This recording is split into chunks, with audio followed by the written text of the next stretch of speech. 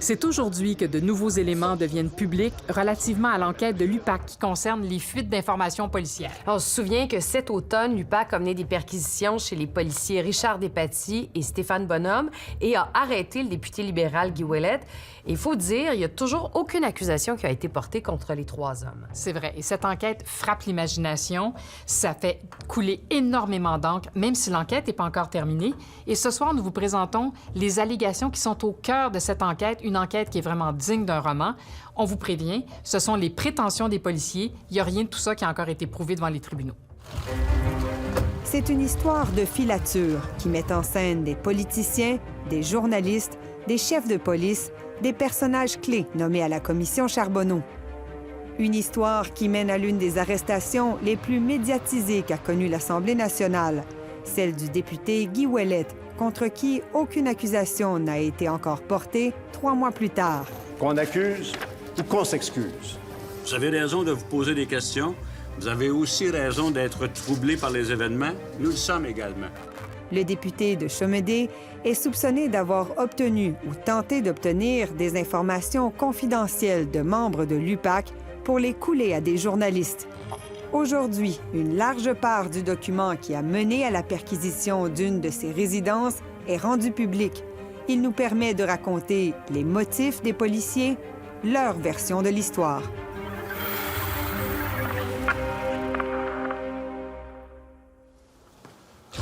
Pour mieux comprendre cette histoire, il faut remonter au 17 mars 2016, c'est jour du dépôt du budget à l'Assemblée nationale. Vous présentez le budget du Québec. Mais l'attention médiatique est ailleurs. Une bombe politique a été larguée. L'UPAC lâche une bombe. Nathalie Normando et Marc-Yvan Côté arrêtés pour fraude et corruption. Ces infractions sont graves. C'est l'aboutissement de 2 enquêtes, dont une qui a débuté presque 5 ans plus tôt et qui vise l'attribution de subventions gouvernementales. C'est la première fois que l'UPAC, l'unité permanente anticorruption, frappe aussi haut en arrêtant une membre du gouvernement, qui plus est, l'ex-vice-première ministre à l'ère de Jean Charest. Marc-Yvan Côté, un important organisateur libéral, lui aussi ancien ministre, est co-accusé. Dans le cadre de ces enquêtes, l'UPAC a mis la main sur des communications entre Marc-Yvan Côté et Sam Hamad, un ministre en poste. Mais 2 semaines après les arrestations de Nathalie Normando et Marc-Yvan Côté, coup de théâtre. Les courriels que nous avons obtenus donnent un accès inédit aux tractations en coulisses. L'émission Enquête diffuse des informations sur leurs échanges par courriel au sujet de l'attribution de subventions. Les courriels indiquent que Sam Hamad continue d'informer Marc-Yvan Côté sur ses démarches auprès d'Investissement Québec. Notre ami a fait ses téléphones en après-midi. L'affaire fait grand bruit à l'Assemblée nationale. Sam Hamad quittera le Conseil des ministres. Je souhaitais que la situation ne devienne pas une distraction pour l'action gouvernementale et le premier ministre. Dans les jours qui suivent, c'est au tour d'un mystérieux Pierre de défrayer les manchettes. Dans un article de l'Actualité intitulé « Qui veut faire dérailler le procès de Nathalie Normando », Pierre raconte aux journalistes que la preuve est mince pour accuser l'ex-vice-première ministre. Il semble bien informé sur les enquêtes en cours. Ce Pierre, on le comprend maintenant dans les documents rendus publics, sera au cœur de l'affaire Guy Ouellet. Les documents relèvent qu'il connaît bien les rouages du gouvernement et qu'il déclare aux journalistes que le sort du patron de l'UPAC, Robert Lafrenière, est scellé. Selon Pierre, Philippe Couillard n'en voudrait plus. Malgré ce qu'en dit Pierre, le mandat de Robert Lafrenière est renouvelé. Mais la pression continuera de monter sur l'UPAC pour que d'autres enquêtes aboutissent. 1 an plus tard, quelqu'un d'autre ajoute son grain de sel. Lino Zambito, témoin vedette de la commission Charbonneau. 3 ans après son témoignage, il a plaidé coupable à des accusations de complot et de corruption. Je vais pouvoir tourner la page et mettre tous ces épisodes-là derrière nous. Les policiers le considèrent maintenant comme témoin dans l'enquête mâchurée sur l'ancien premier ministre Jean Charest et l'ex-argentier du Parti libéral du Québec, Marc Bibeau. Aujourd'hui, les documents nous apprennent qu'il est dans la mire de l'UPAC pour les fuites dans les médias. Ça traîne, puis ça traîne, puis ça traîne. Puis moi, l'information que les enquêteurs m'ont donnée, ça fait déjà 3 ans et demi qu'ils travaillent sur le dossier. Puis vient une nouvelle révélation, la goutte qui fait déborder le vase de l'UPAC. L'ex-premier ministre Jean Charest et l'ex-grand argentier libéral Marc Bibot ont fait l'objet de surveillance policière, au moins jusqu'en 2016. Alors, Félix... À quelques jours de la convocation annuelle de Robert Lafrenière devant les élus de l'Assemblée nationale, Québecor dévoile des détails pointus du projet Machuré, ce qui met le commissaire dans l'embarras.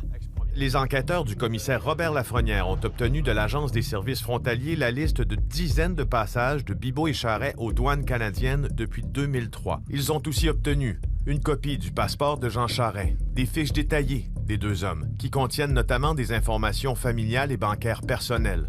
Québecor, selon l'affidavit, diffuse des documents couverts par le privilège de l'enquête en cours. Quand ces documents se retrouvent dans les bulletins de nouvelles, c'est tout le travail de l'UPAC et le temps qu'elle met à faire avancer les enquêtes qui est questionné. Il y a une forte odeur de pourriture qui émane de toutes ces révélations. Ça fait en sorte qu'on a encore un gouvernement libéral qui n'a pas rendu des comptes sur la corruption des mœurs politiques dont le suspect numéro 1 est M. Charest. À la suite de la diffusion de ces reportages, l'UPAC déploiera les grands moyens. Aujourd'hui, l'UPAC a déclenché une enquête interne pour connaître l'origine de la fuite de documents confidentiels qui a mené à ces révélations. Dans les documents, il est écrit « Le mandat qui nous a été confié est d'enquêter sur le vol de documents d'une enquête en cours, l'abus de confiance, l'entrave et les infractions criminelles qui y sont associées. Notre équipe n'enquête pas sur les sources journalistiques ou les journalistes. » 10 jours après la diffusion des reportages de Québecor, Robert Lafrenière se présente l'air déterminé à l'Assemblée nationale pour s'adresser à la Commission des institutions.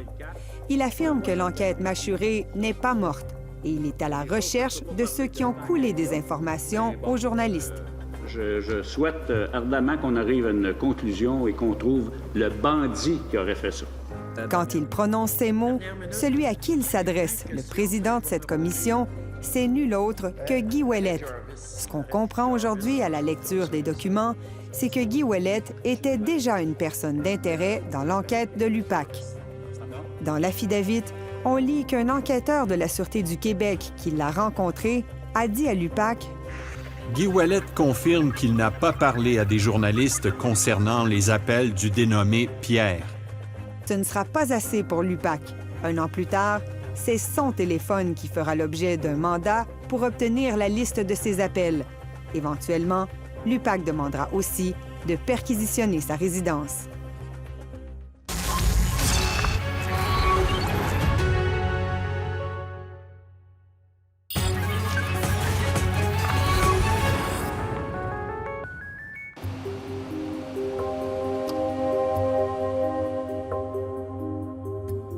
L'affidavit qui a mené à la perquisition chez Guy Ouellet nous révèle pour la première fois les détails d'une enquête qui a mobilisé plus d'une dizaine de policiers qui ont colligé des informations couvrant une période de 2 ans. La centaine de pages n'explique pas clairement pourquoi l'attention de l'UPAC s'est portée sur le député, lui-même un ancien policier de la Sûreté du Québec. Mais ce qu'on comprend, c'est qu'en épluchant ces registres d'appels et de messages textes, l'UPAC a ciblé certaines personnes avec qui il est en contact, notamment Lino Zambito et 2 policiers, Richard Despatie, analyste enquêteur de l'UPAC jusqu'en octobre 2016, et Stéphane Bonhomme, policier au service des enquêtes sur la corruption. Selon l'affidavit, tous 2 ont accès à des documents strictement confidentiels de l'UPAC qui pourraient avoir été acheminés aux journalistes. Bonne fin de journée, monsieur. L'affidavit révèle que l'UPAC recense tous les reportages publiés à propos de ces enquêtes, en tentant d'établir une concordance entre le moment de leur publication et les contacts téléphoniques des suspects. Dans le cas du mystérieux Pierre, par exemple, l'enquêteur va jusqu'à conclure « J'ai les motifs raisonnables et probables de croire que Richard Despatie est Pierre et a en sa possession des informations d'enquête du projet Machuré. » L'UPAC passe ainsi au peigne fin les appels de Guy Ouellet, notamment ceux effectués le jour du fameux face-à-face Ouellette-Lafrenière. La commission suspend ses travaux jusqu'à 15 heures. Nous serons au Salon Bleu. Pendant la suspension des travaux, Guy Ouellette communique avec au moins une personne qui va susciter l'intérêt de l'UPAC. Le grand patron de la Sûreté du Québec, Martin Prudhomme, qui est lui-même dans la salle. Leurs échanges vont éventuellement faire l'objet de questions de l'UPAC. C'est Martin Prudhomme qui demande d'abord de rencontrer l'UPAC, mais l'affaire est sensible. Ce sont des policiers de la Sûreté du Québec, donc qui sont sous l'autorité administrative de Martin Prudhomme, qui travaillent pour l'UPAC. Afin de dissiper l'apparence de conflit d'intérêts, l'UPAC demande l'assistance de la GRC. Selon les récits des policiers, 2 rencontres ont eu lieu. Martin Prudhomme défend son intégrité. Même s'il est le conjoint de Dominique Lafrenière, la fille de Robert Lafrenière, il affirme n'avoir aucun lien avec les gens de l'UPAC, à part ses liens familiaux. Il dit ne pas savoir ce que l'UPAC fait. Il y a un mur entre les 2 entités. Paradoxalement, c'est par l'entremise de son directeur général adjoint à la Sûreté du Québec qu'il a appris l'existence de l'enquête en lien avec le problème de coulage, ainsi que l'implication potentielle de Guy Ouellette. Il confirme qu'ils se connaissent depuis qu'ils ont tous 2 travaillé à la Sûreté du Québec en 1992. Martin Prudhomme déclare que c'est normal que Guy Ouellette l'appelle. Guy Ouellette a un très grand réseau. Il parle à beaucoup de monde. En plus de leurs liens professionnels, Martin Prudhomme ajoutera plus tard qu'ils ont aussi des liens personnels. En 2007-2008, ils se sont vus plus fréquemment, car lorsqu'il était à l'extérieur de la ville, la conjointe de l'époque de M. Ouellette s'occupait de la conjointe de M. Prudhomme qui était gravement malade. Les 2 couples entretenaient des relations amicales. Il est convaincu que le député est honnête. Guy Ouellette n'a jamais essayé de lui soutirer des informations. Il se dit tout de même préoccupé par rapport à la façon dont il doit se comporter avec lui. Il dit « Je ne suis pas un agent source. Je ne mettrai pas de micro. » Les agents rencontrent à nouveau le patron de la Sûreté du Québec 8 jours avant l'arrestation de Guy Ouellette. Ils l'avisent qu'il est considéré comme témoin pour clarifier certains points. Durant cette rencontre, l'UPAC note que selon le patron de la SQ, c'est un fait connu que pour des raisons personnelles, M. Ouellette et M. Robert Lafrenière ne s'apprécient pas. Martin Prudhomme serait cependant très surpris d'apprendre que M. Guy Ouellette fait couler de l'information relative à des enquêtes actives de l'UPAC. Quand Martin Prudhomme fait ces déclarations, l'enquête s'est encore étendue. Les policiers de l'UPAC ont obtenu la permission de scruter les registres d'appel de 2 autres personnes, notamment Annie Trudel. C'est avec soulagement que je me retrouve devant vous en espérant avoir l'opportunité d'éclaircir certains événements. Si ce nom vous dit quelque chose, c'est que vous l'avez vu dénoncer des situations irrégulières au ministère des Transports lors d'une commission parlementaire qui a, elle aussi, défrayé les manchettes en avril 2016. Il y a plusieurs stratagèmes pour, en fait, faire indirectement ce qu'on ne peut pas faire directement. Donc, je m'attends à ce qu'on se penche sur tous ces stratagèmes-là. On l'a aussi vu à quelques reprises accompagner Guy Ouellette lors d'événements publics. Le registre d'appel de son téléphone sera un des derniers à faire l'objet d'un mandat.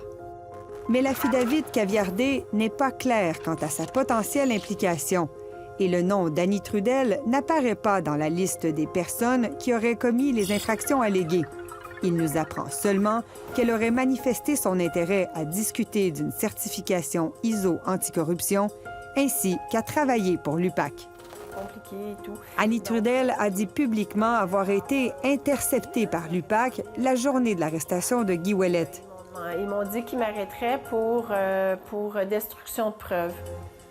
Mais l'affidavit ne le mentionne pas et l'UPAC n'a jamais commenté cette affirmation. Quant à l'arrestation du député, les documents démontrent que la séquence des événements était rodée au quart de tour. À 9h15, à Brossard, un agent saisit le téléphone de l'ex-enquêteur Richard Despatie. L'objectif recherché par les policiers est de prétendre être Richard Despatie. Ils veulent laisser croire qu'il possède un autre scoop pouvant intéresser Guy Ouellette. Dans les heures qui suivent, plusieurs messages sont échangés avec Guy Ouellette. Ils sont complètement caviardés dans les documents. À 12h56, au Tim Hortons de Laurier Station, un policier dépose un sac derrière une borne pour recharger les voitures électriques. À l'intérieur se trouvent des feuilles blanches. À 13h39, Guy Ouellette s'y présente, récupère le sac et retourne vers sa voiture. Il est alors arrêté sans mandat. Son cellulaire est saisi et mis sous scellé sans consulter son contenu selon les documents. Le document rendu public aujourd'hui a ensuite permis de perquisitionner sa résidence. Par la suite, l'UPAC s'est défendu d'avoir tendu un piège à Guy Ouellette. Il est véhiculé. Il s'agit d'un piège. Il s'agit plutôt d'un appât. Lino Zambito, Richard Despatie, Stéphane Bonhomme et Guy Ouellette, tous visés par cette enquête, ont nié catégoriquement avoir participé à des fuites médiatiques. Les documents rendus publics aujourd'hui lèvent un peu plus le voile sur l'affaire Guy Ouellette, mais il manque encore des clés pour tout comprendre, des clés que seul un procès pourrait procurer. À ce jour, aucune accusation n'a été portée et les allégations de l'UPAC n'ont pas été testées en cours.